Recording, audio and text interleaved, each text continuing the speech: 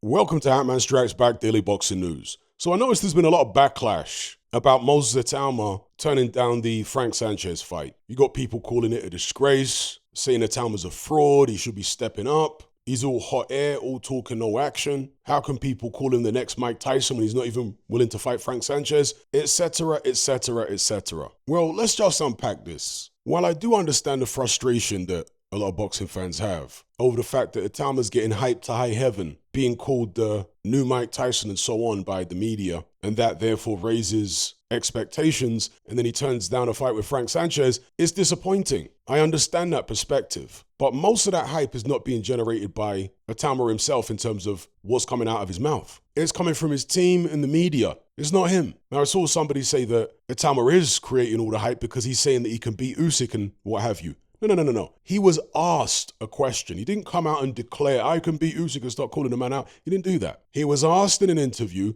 do you think you could beat Usyk now? And he said, look, if it was up to me and the fight was made, yeah, I'd back myself. Words to that effect. I reckon I've got better skills and I could beat him. Yeah, he said words to that effect when he was asked whether he could beat Usyk. It's not like he volunteered that information. He was asked. And what else would you expect him to say? Oh no, Usyk would destroy me? Like, that's not the mentality of somebody who's going places. When Mike Tyson was asked similar questions about Larry Holmes, very early on in his career, when Holmes was still world champion, Mike Tyson gave similar answers. And on the subject to Mike Tyson, right, people saying it's disgraceful that Itauma won't fight Frank Sanchez in what would be his 14th pro bout. Well, who is Mike Tyson fighting in his 14th pro bout? Because a lot of these people saying that Itauma's a disgrace for this are casuals who actually don't know who Mike Tyson was fighting at the same stage of his career. Because I can assure you, it was no one anywhere near as good as Frank Sanchez. In Mike Tyson's 13th bout, bear in mind,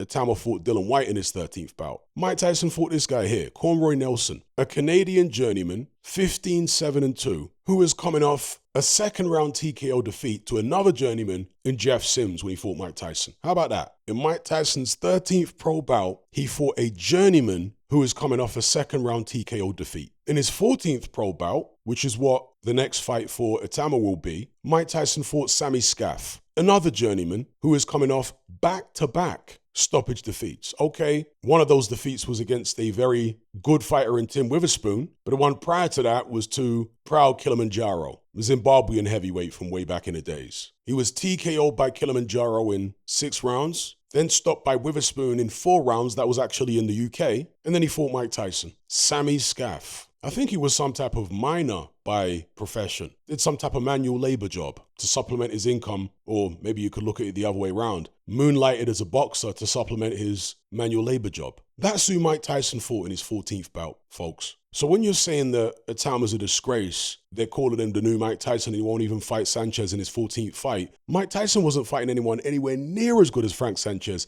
in his 14th fight. Casual.